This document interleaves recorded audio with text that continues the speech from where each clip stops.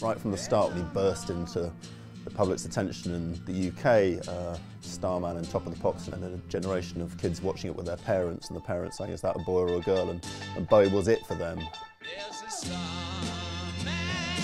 waiting in the sky.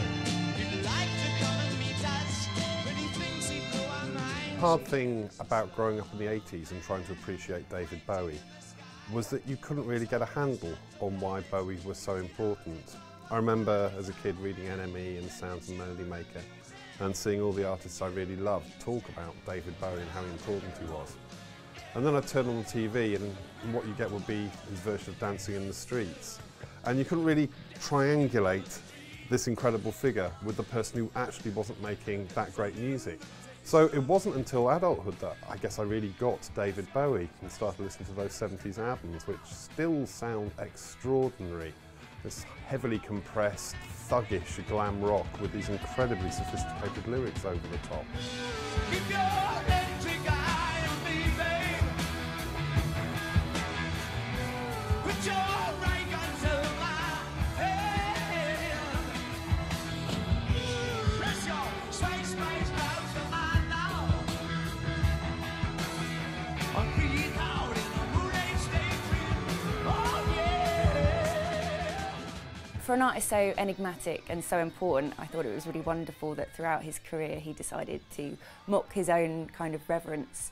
For example, he was in Zoolander as the savvy, sassy catwalk judge. I believe I might be of service.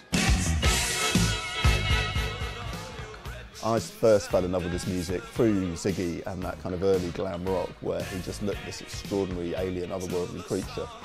And from that moved through the other records and something like Diamond Dogs, which actually for some weird reason over the last few months I've found myself playing again and again. Since the release of Black Star, David Bowie's last album, I haven't stopped listening to I Can't Give Everything Away.